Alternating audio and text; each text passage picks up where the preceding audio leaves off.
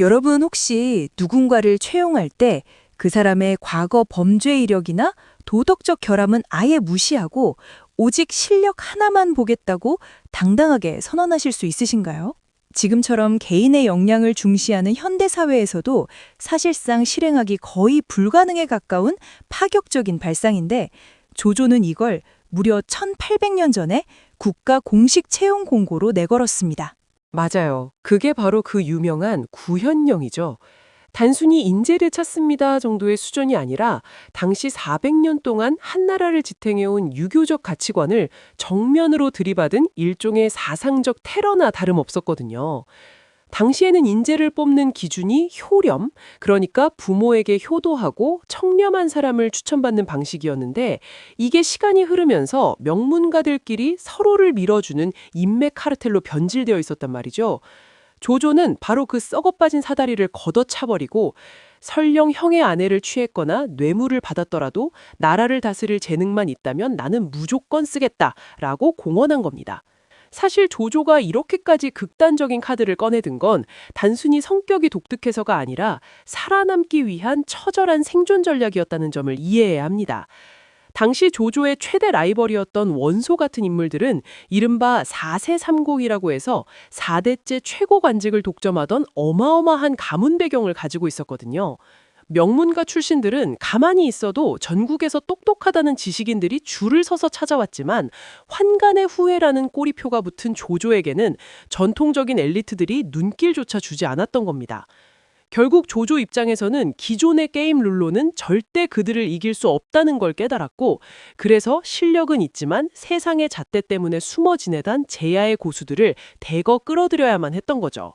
그 지점이 정말 흥미로운데 조조가 말한 재능이라는 건 단순히 칼을 잘 쓰는 무력을 넘어서 복잡한 행정 업무를 처리하고 전술을 짜는 지적 능력을 모두 포함하는 개념이었거든요. 조조는 치욕을 무릅쓰고라도 오직 재능만 있다면 쓰겠다는 유죄시거를 선포함으로써 도덕적 완벽주의라는 굴레에 갇혀있던 인재들을 대거 해방시킨 셈입니다. 예를 들어 조조 밑에서 최고의 책사로 꼽히는 곽가 같은 인물도 당시 주류 사회에서는 행실이 바르지 못하다는 비난을 많이 받았지만 조조는 그런 비난에 그게 나랑 무슨 상관이냐 하며 오히려 곽가를 더 신뢰했습니다. 이런 조조의 태도는 기존의 유교 기득권 세력에게는 말 그대로 뒤통수를 세게 얻어맞은 것 같은 엄청난 사회적 파장을 일으켰을 거예요. 실제로 그 충격이 얼마나 컸냐면 당시 보수적인 상비들 사이에서는 조조를 두고 금수와 같은 인성도 가리지 않는 악마라는 식의 비판이 쏟아져 나왔습니다. 하지만 조조는 흔들리지 않았고 오히려 3차례나 더 강력한 구현령을 발표하면서 지금 천하가 전쟁 중인데 언제 한가하게 성인군자를 찾고 있느냐라고 일갈했죠. 이건 단순히 인재 채용을 넘어서 국가의 운영 원리 자체를 도덕 중심에서 철저한 실무와 효율 중심으로 전환하겠다는 대전환이었습니다. 결과적으로 이런 파격적인 정책 덕분에 위나라는 삼국 중에서 가장 두텁고 강력한 인재 네트워크를 구축할 수 있게 된 것이고요. 조조가 만든 이 시스템이 무서운 건 단순히 사람을 많이 뽑은 게 아니라 그들이 가진 잠재력을 극대화할 수 있는 토대를 마련했다는 점입니다. 가문이 좋지 않아도 혹은 성격에 좀 결함이 있어도 오직 내 실력 하나로 승부를 볼 수 있다는 희망이 생기니까 전국에 기묘한 재능을 가진 사람들이 조조 밑으로 불나방처럼 모여든 거죠.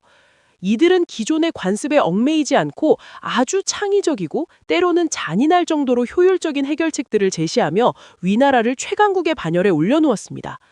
조조는 그들에게 직책과 권한을 주고 자신은 그들이 마음껏 뛰놀 수 있는 거대한 판을 깔아준 최고의 조직 설계자였던 셈입니다. 그런데 조조가 이렇게 모은 인재들을 단순히 전쟁터의 소모품으로만 쓴 게 아니라는 점이 우리가 조조를 다시 봐야 하는 진짜 이유이기도 합니다. 그는 실력 있는 자들을 모아놓고 그들과 함께 새로운 시대를 열기 위한 문화적 담론까지 형성해 나가기 시작했거든요. 이들이 칼을 들었을 때는 천하를 호령하는 무장이었지만 붓을 들었을 때는 당시의 문학 지형도를 완전히 바꿔놓는 새로운 지식인 집단으로 변모했습니다. 맞아요. 이들이 붓을 들고 만들어낸 새로운 문화적 흐름은 사실 조조가 추구했던 시리주의적 가치관이 지식인 사회의 밑바닥부터 투영된 결과물이라고 볼 수 있습니다.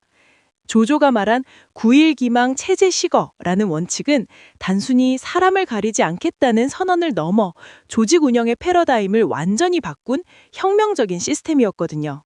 당시의 일반적인 리더들이 인격과 실력을 모두 갖춘 완벽한 군자를 찾느라 시간을 허비할 때 조조는 인간의 본성 자체가 불완전하다는 것을 기저에 깔고 시작했습니다. 그는 사람에게 한 가지 결점이 있다고 해서 그가 가진 독보적인 재능까지 버리는 것은 국가적인 손실이다 라고 믿었던 겁니다. 이런 실용주의적 관점은 전쟁이라는 극한의 서바이벌 상황에서 위나라가 라이벌들을 압도할 수 있었던 가장 강력한 소프트웨어였답니다. 그 말씀대로 조조의 인사 원칙을 보면 현대 기업 경영에서 말하는 직무 최적화의 정수를 보여준다는 생각이 듭니다.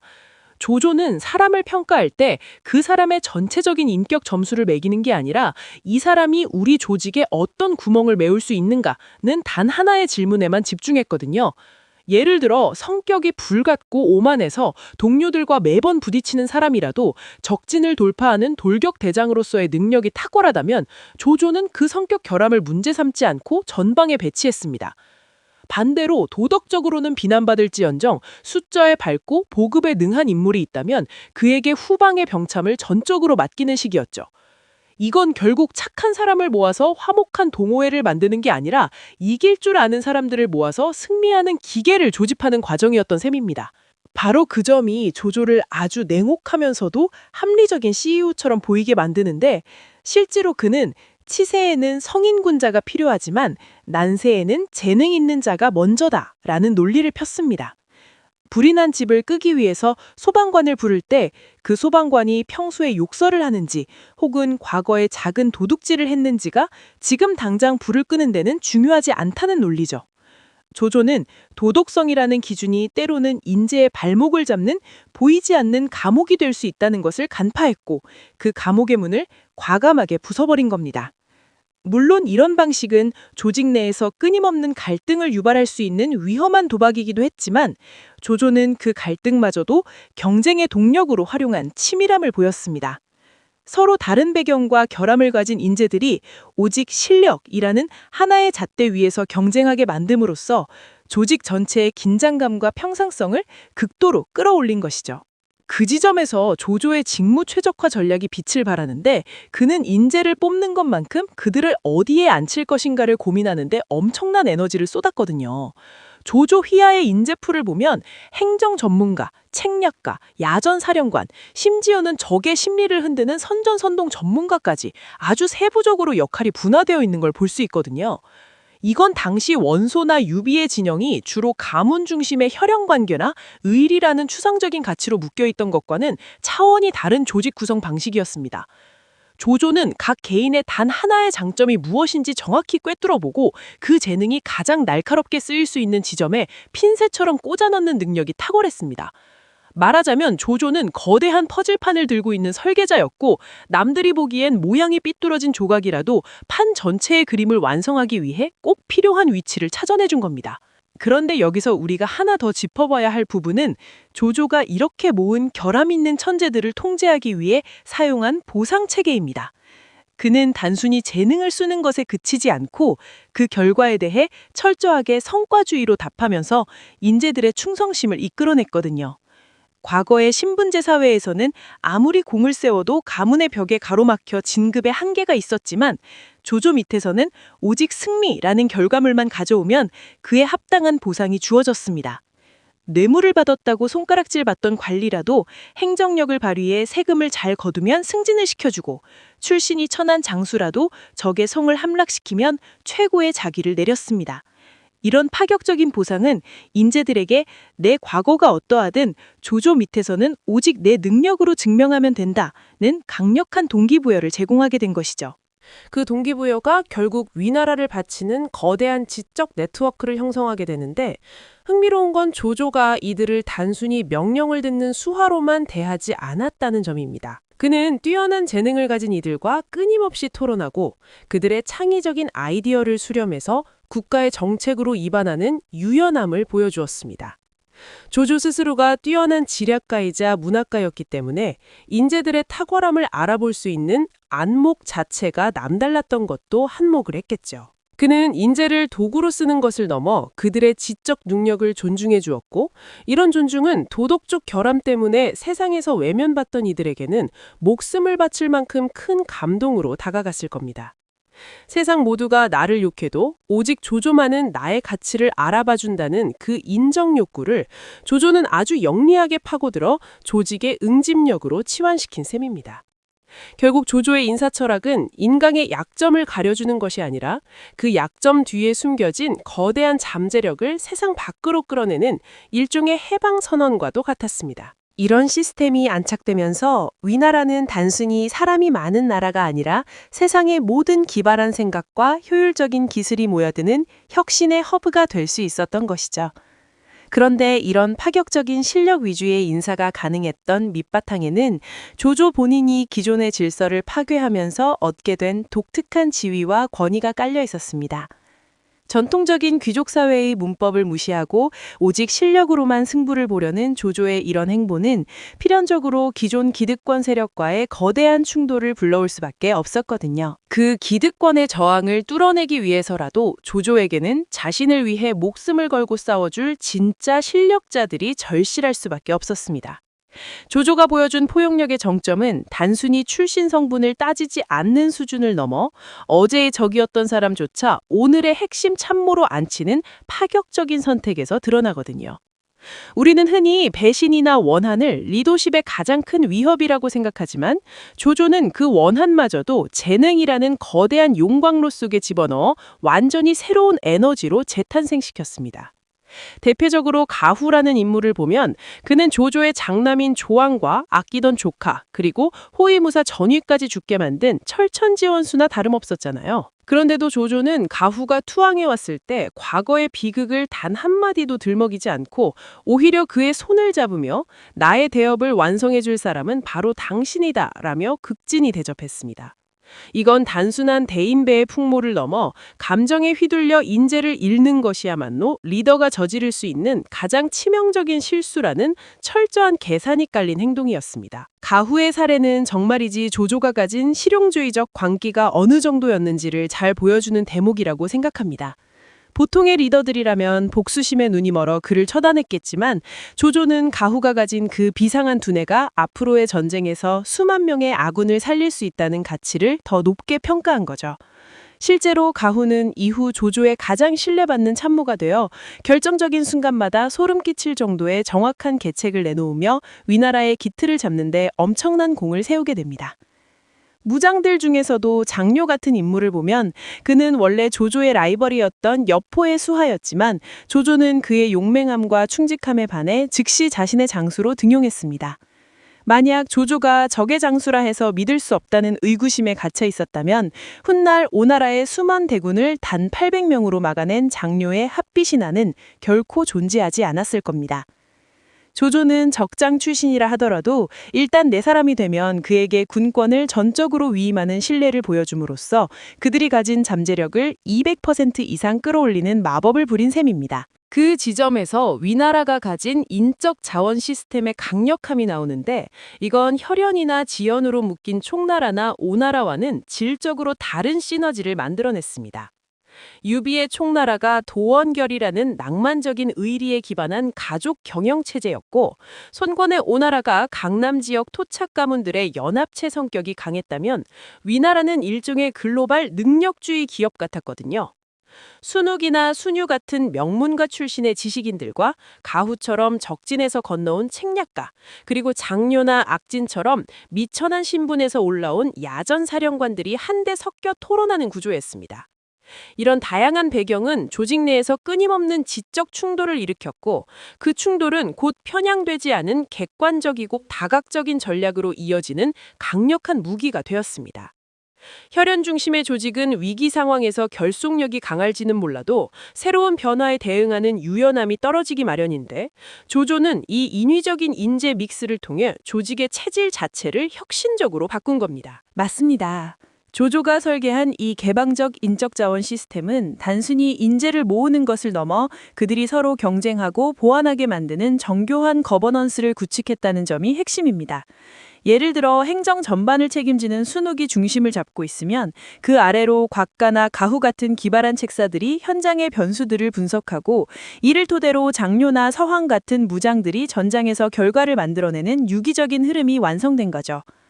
이 과정에서 출신 성분이 다른 장수들끼리 가끔 마찰을 빚기도 했지만 조조는 이를 실력 경쟁이라는 프레임 안에 가두어 조직 전체의 생산성을 높이는 동력으로 전환시켰습니다. 누가 더 가문이 좋은가가 아니라 누가 더 적을 잘 막아내는가가 유일한 평가 기준이 되다 보니 외부 영입 인재들도 위화감 없이 조직에 녹아들어 자신의 모든 역량을 쏟아부을 수 있었던 겁니다. 이런 위나라의 시스템은 당시 삼국 중에서도 가장 압도적인 정보력과 행정력을 보유하게 만들었고 결과적으로 중원에 패권을 쥐게 된 원동력이 되었습니다. 신분이라는 단단한 껍질을 깨고 나온 재능들이 모여서 만든 이 거대한 지식인 네트워크는 단순히 전쟁에서 이기는 수준을 넘어 국가 경영의 패러다임을 통째로 바꿔놓았습니다. 그런데 조조의 이런 능력 중심 인사가 가능했던 건 조조가 인재를 대할 때 보여준 아주 독특한 보상과 처우의 방식이기도 했거든요. 조조는 인재를 영입할 때 그들의 자존감을 세워주는데 단순히 물질적인 보상을 넘어서는 아주 고단수의 심리전을 펼쳤거든요.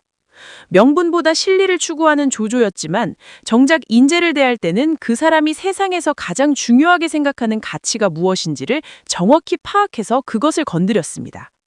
가령 출신 때문에 멸시받던 장수에게는 최고의 명예와 자귀를 주어 그 열등감을 자부심으로 바꿔주었고 지적 허영심이 강한 선비에게는 자신의 통치 철학을 함께 논하는 파트너로서의 지위를 부여했습니다. 이건 단순히 사람을 부리는 기술이 아니라 상대방이 가진 재능의 본질을 꿰뚫어보고 그 재능이 빛날 수 있는 무대를 깔아주는 진정한 의미의 임파워먼트였다고 볼 수 있습니다. 조조라는 거대한 중력 아래 모여든 이들이 각자의 색깔을 유지하면서도 하나의 거대한 목표를 향해 달려갈 수 있었던 건 바로 이 때문입니다. 그런 관점에서 보면 조조가 인재를 등용할 때 강조했던 불인부효라는 키워드도 단순히 부도덕한 사람을 쓰겠다는 뜻이 아니라 기존의 낡은 가치관을 해체하겠다는 선언으로 봐야 합니다. 유교적 가치관이 지배하던 당시 사회에서 효도하지 않거나 인자하지 못한 사람은 인간 이하의 취급을 받았지만 조조는 그런 도덕적 잣대가 정작 국바에 필요한 실무 능력을 가리고 있다고 판단한 거죠. 그는 집에서 효도하는 사람이 전쟁터에서 용감한 것도 아니고 성품이 온화한 사람이 세금을 정확하게 걷는 것도 아니다라는 아주 냉정한 통찰을 견지했습니다. 이런 조조의 철학은 당시 사회 기저에 흐르던 위선적인 도덕주의에 정면으로 도전하는 것이었고 갈 곳 없는 수많은 결함 있는 천재들에게는 구원의 복음과도 같았을 겁니다. 사회적 편견 때문에 재능을 썩히고 있던 이들이 조조라는 깃발 아래로 모여들기 시작하면서 위나라는 그 어떤 나라도 흉내낼 수 없는 독보적인 인재풀을 확보하게 된 것이죠. 그런데 이런 파격적인 인사 폴리시는 단순히 사람을 뽑는 데서 그치지 않고 조조 본인이 추구했던 새로운 국가 모델의 청사진과도 긴밀하게 연결되어 있었습니다. 맞습니다. 조조가 꿈꿨던 그 새로운 국가의 청사진은 단순히 효율적인 행정 시스템에 머무는 것이 아니라 건한문학이라는 거대한 문화적 전성기로 꽃을 피우게 됩니다. 보통 우리가 조조를 냉혹한 정치가나 뛰어난 전략가로만 기억하기 쉽지만 사실 그는 당대 최고의 시인이자 문장가들을 자기 곁으로 불러 모은 문화 기획자이기도 했거든요. 그가 능력만 있다면 신분을 따지지 않고 등용했던 그 수많은 인재들은 전쟁터에서는 날카로운 칼이었지만 붓을 들었을 때는 시대의 아픔과 인간의 고뇌를 노래하는 예술가들이었습니다. 조조 본윤부터가 술을 마주하며 노래하노니 인생이 기하인가 라며 삶의 유한함과 인재를 갈구하는 마음을 시로 읊었을 만큼 문학을 통해 자신의 통치 철학을 전파하고 지식인들과 정서적 유대감을 쌓았습니다. 이건 단순히 풍류를 즐기는 수준을 넘어 신선하고 파격적인 문체로 구습에 젖은 문단을 혁신함으로써 위나라가 가진 지적인 활력을 천하에 과시하는 고도의 소프트 파워 전략이었던 셈입니다. 그 지점이 정말 흥미로운 게 조조가 만든 이 문화적 흐름은 결국 지식인의 정의 자체를 바꿔놓았다는 생각이 듭니다. 과거의 지식인들이 경전에 매몰되어 예법과 도덕만을 따지는 관념적인 존재였다면 조조 곁에 모인 건한시대의 문인들은 현실의 문제를 직시하고 인간의 본질적인 욕망을 가감없이 드러냈거든요. 이런 변화는 조조의 능력주의 인사와 정확히 궤를 같이 하는데 형식적인 도덕성보다 실질적인 역량과 창의성을 중시하는 분위기가 문학에서도 그대로 나타난 겁니다. 실제로 조조와 그의 아들들인 조비, 조식으로 이어지는 삼부자는 당대 문학의 중심축이 되어 권위적이지 않은 방식으로 문인들과 교류하며 자유로운 토론과 창작의 장을 열어주었습니다. 이렇게 형성된 자유롭고 역동적인 문화적 자산은 위나라가 삼국 중에서 가장 세련되고 앞선 국가라는 이미지를 구축하게 만들었고 이것이야말로 무력으로 땅을 점령하는 것보다 훨씬 강력한 통치의 기반이 되었습니다. 현대 기업 조직론의 관점에서 봐도 조조가 보여준 이 인재 영입과 문화의 결합은 시사하는 바가 굉장히 큽니다. 오늘날의 많은 기업들이 다양성과 포용성을 강조하면서도 정작 조직 문화는 경직되어 있는 경우가 많은데 조조는 아예 판 자체를 새로 짜서 인재들이 마음껏 뛰어놀 수 있는 생태계를 조성했거든요. 그는 이른바 결함 있는 천재들을 수용할 수 있는 조직의 심리적 안정감을 본인의 카리스마와 실용주의로 담보해 주었습니다. 네가 과거에 어떤 실수를 했던 혹은 성격이 좀 괴팍하던 상관없다. 오직 너의 그 독보적인 재능을 증명하라는 메시지는 현대의 스타트업이나 혁신 기업들이 추구하는 인재상과 놀라울 정도로 닮아 있습니다.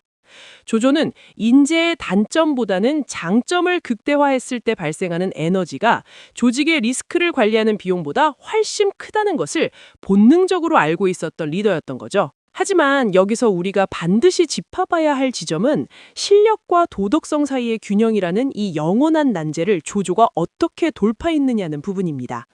조조가 도덕적으로 문제가 있어도 능력만 있으면 쓰겠다고 선언했을 때 조직 내부에서 발생할 수 있는 윤리적 해이나 기강문란에 대한 우려가 분명히 있었을 거란 말이죠. 조조는 이 문제를 해결하기 위해 능력은 파격적으로 쓰되 보상과 처벌은 엄격한 법치에 근거한다는 아주 명확한 원칙을 세웠습니다.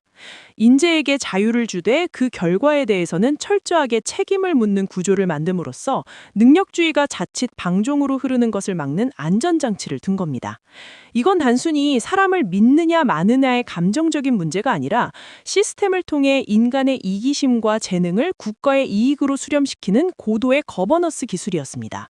그 엄격한 법치와 파격적인 신뢰라는 양날의 검을 동시에 휘둘렀다는 점이 조조를 단순한 보스가 아닌 진정한 리더로 만드는 핵심 요소였다고 봅니다. 그는 인재들이 가진 자존심과 야망을 정확히 파악해서 그것을 조직의 성과와 연결하는 법을 알았고 그 과정에서 발생하는 갈등은 냉정한 공정함으로 잠재웠습니다. 우리가 오늘날 조조의 인사정책을 다시 공부하는 이유는 단순히 옛날 이야기의 재미 때문이 아니라 사람이 곧 시스템이다는 경영의 본질을 그가 몸소 증명했기 때문일 겁니다. 그는 혈연이라는 낡은 사슬을 끊어내고 오직 실력이라는 새로운 사슬로 사람들을 묶어 거친 난세 속에서 가장 강력한 국가를 설계해냈습니다. 결국 조조가 남긴 가장 큰 유산은 그가 정복한 영토보다도 그 땅 위에서 자신의 재능을 마음껏 펼쳤던 수많은 인재들의 이름 그 자체일지도 모릅니다. 이야기를 나누다 보니 조조가 왜 그토록 수많은 창작물에서 끊임없이 재해석되고 현대인들에게 영감을 주는지 다시금 체감하게 되네요. 그의 방식이 때로는 비정해 보일지라도 편견에 갇혀있던 재능을 썩히고 있던 이들에게 당신의 자리는 여기다고 손을 내미는 그 모습은 시대를 초월한 리더십의 원형을 보여집니다.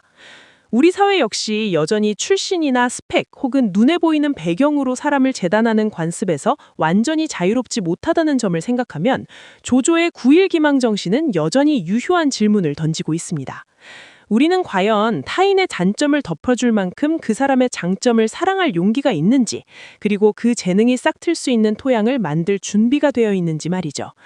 조조라는 인물이 붓과 칼을 동시에 들고 그려나갔던 그 치열한 능력주의의 세계는 오늘을 사는 우리에게도 인재란 무엇이며 조직은 어떤 가치를 지향해야 하는지에 대해 묵직한 여운을 남깁니다.